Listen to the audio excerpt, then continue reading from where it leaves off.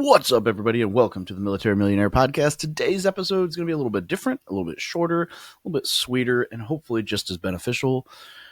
Essentially, what happened is between Wi-Fi cutouts and rescheduling from a guest and this, that, and the other, I realized, holy crap, I don't have an episode for Friday. So what we're going to do is we're going to talk through 5 things I wish I'd known when I was getting out of the military, and really just some of the ways to kind of prep yourself to make it a smoother transition, because it's not always that great of a transition. Now, some of this stuff will be something that can benefit you while you're still in.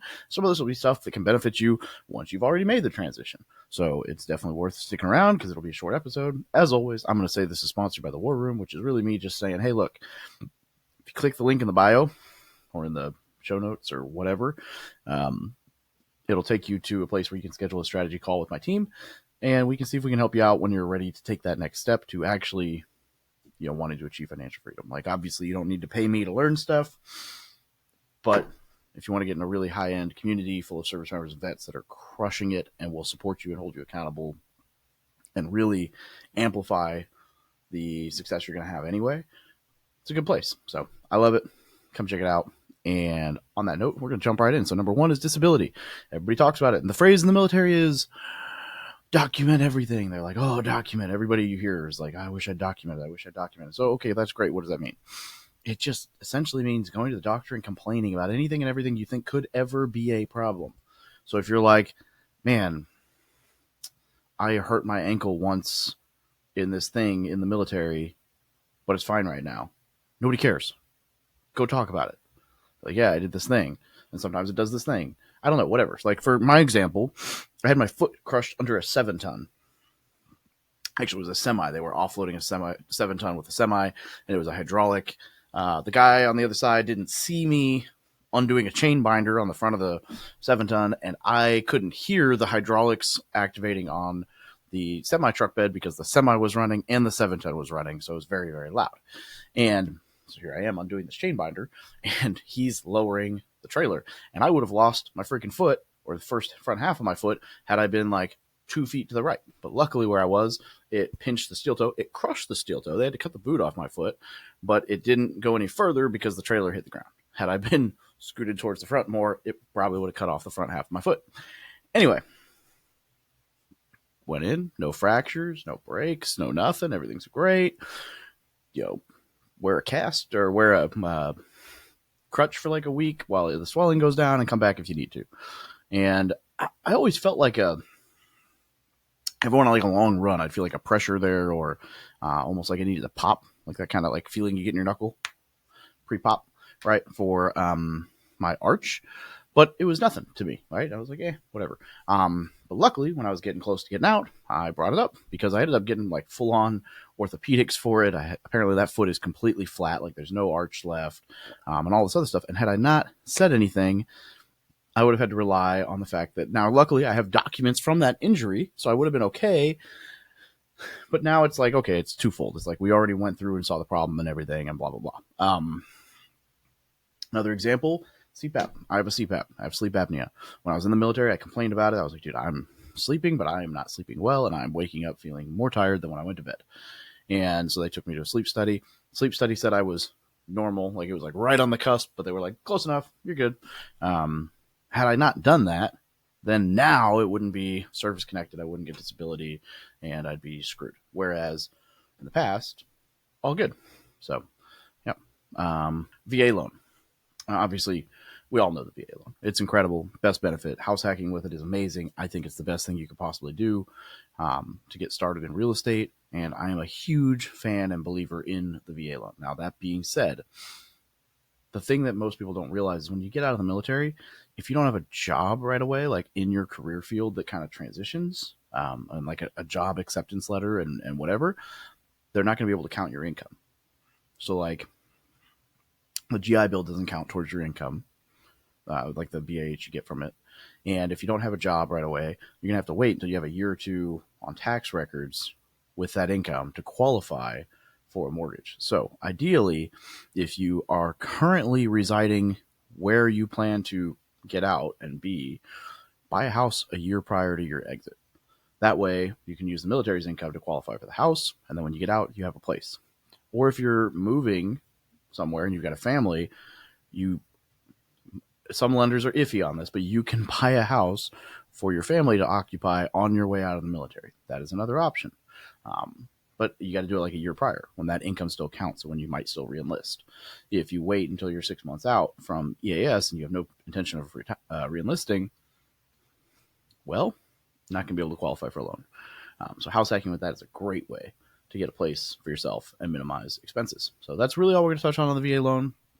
Right now, there's a ton of other resources, and I'm happy to introduce you to a lender and or agent in your area that actually understands the loan and knows how to work with vets and is not a schmuck. So happy to do that. Number 3, GI Bill, Voc Rehab. Again, you all know about this, but the thing that I didn't realize was with Voc Rehab, and I am still learning about this, by no means an expert, but with Voc Rehab, you can utilize it even like as long as you have some of your GI Bill remaining. So you could go and get like a full bachelor's almost, and then switch over to Voc Rehab if you have some disability and do a vocational skill, like film school, which a couple of my friends are going to right now, or welding, or maybe even your pilot's license. It just depends, right? But that's a way to essentially double tap and get like a vocational skill and a degree off of the GI Bill. So more to come on that as I learn more about it. I'll do some better videos, but definitely something to think through and really plan out what you want to do with that. Number 4, I'm going to say is identity, right? I wish that I had known how much it was going to matter to have a real identity for who I am, who Dave is, and then, like a purpose in life and that whole piece, and then a community. Getting out of the military is tough. It's a lot tougher than you'd think, especially if you go back to somewhere like Missouri where I live, where I'm not around Marine Corps bases. There's Marine Corps vets here, but there's not a ton. It's very pro-military, but there's just not a lot of veterans here. There's definitely not a lot of active duty other than the recruiters. And so, I don't get to hang out with those guys anymore. And you don't realize how much that means or how much that matters until you get out and you're like, I can't find a consistent gym partner, or I can't find this, or I can't find that, or I want to go do these things and all my friends are schmucks or they're married, or you're going to miss hanging out with the boys. So you really need to find your purpose, and your purpose, you don't have to like know exactly what you're called to do right when you leave the military, but you have to be hunting, like looking for it. Like, what is your purpose? As a man, you need a purpose in life, whether that's providing for your family, serving your country, serving the veteran community, right? Like whatever that is, you need something to chase. Identity is the same way. You got to know who you are outside of the military. Yes, I'm a Marine Corps vet, will always be a Marine, but who am I outside of the Marine Corps? That took a lot to get used to and to really come up with good answers for. It just is what it is. So, community piece. I mentioned the war room before. The thing that I love about it the most is that it is a community. The people in that group are always there, always willing to help. It's super uplifting, positive, not like some of these vet groups where full of vet bros and they tear you down and it's just no fun. You ask legitimate questions for advice, you just get ripped to shreds. This one, no matter how dumb the question is, people are going to help you. And the whole no such thing as a dumb question. Yes, there are, but that's okay. We've all asked them. So I'm not going to coddle you and tell you like, dude, you could have Googled that in 10 seconds, but whatever, like we'll answer it. It is what it is. The group is there to help, and the accountability and the guest speakers we bring in. And I mean, it's very, very, very cool. So I'm not saying that's the community you should join, but if you're interested in financial freedom, it's pretty sick. So if you go to the, for militarymillionaire.com/mastermind-application, great. Or if you just click the link in the show notes, we'd be happy to talk with you and see if you're a good fit. And the last one, number 5 here, I'll put TSP. I had a lot of questions about what people should do with this. I have a whole article on it. My thought is leave it. Put it in whatever fund you plan to put it in and let it ride, let it grow, let it be your cash reserves for purchasing properties. People are going to try to sell you on making it a self-directed IRA or moving it into an IRA. People trying to sell you on it being an IRA are probably financial advisors that get a commission off of you rolling it over. The self-directed IRA people are probably real estate investors who want you to invest in their deals. That's not a terrible option. Like the self-directed IRA to invest in other deals is great. I have investors in some of my deals that do that, but so is the TSP. There's something to be said for not having your entire portfolio in real estate, having the TSP be this separate piece of the stock market that does its thing while you also invest in real estate instead of taking it out of the stock market to only invest in real estate. That's just me. Life insurance, if someone's telling you to liquidate your TSP to buy whole life insurance, just I want you to like put some baby powder on your hand and just bitch slap them. I hate that shit. It is a commission play. They make money. They will sell. It is so easy to make life insurance sound great, but it's not right for you unless you can cut a $100K check to fund it fully, like overfunded on day one, be able to access the cash. And it's got to be a non-direct recognition policy, which most of them aren't. That means you actually get paid interest on the money, even when it's not in the policy, like when you have it out. Most people will sell you on that, and then they'll make a direct recognition policy where you don't actually get paid unless the money is in the account. And so it's got to be a non-direct recognition policy, and it should. This is why this stuff sucks. If they will sell you on this whole cash value piece, and in order to do that, you have to overfund it. You have to, whatever you want, a massive cash value policy with a really small life insurance policy, which is ironic because the whole point of it is life insurance. So you want a small death benefit. Problem is that all these agents who are selling it get paid on the death benefit. So they are going to sell you this dream and then try to make the death benefit bigger for their commission. So they'll either increase the size of your policy above what you need it to be, or they will sell you a policy that doesn't fit what they're telling you that they're selling you. And it'll have like a small cash value, and it'll be direct recognition. And half of them don't freaking know any better because you don't need any kind of crazy, it's just not regulated. So also the VGLI is an option, but if you're looking at the VGLI, just get term life, right? So VGLI just means you roll over to the SG, like your normal life insurance into veteran group life insurance. It's great at first. It's super cheap, but it gets really expensive as you get older. By the time it gets expensive, it's really hard for you to qualify for other policies. So I got a $500,000 term life insurance policy for myself for like $26 a month. And I'm happy to introduce you to the lady who hooked that up for me. She's great. She's in my community. She's a vet, or she might be a spouse. I don't actually know. But she's phenomenal. Highly recommended by a bunch of guys that I trust.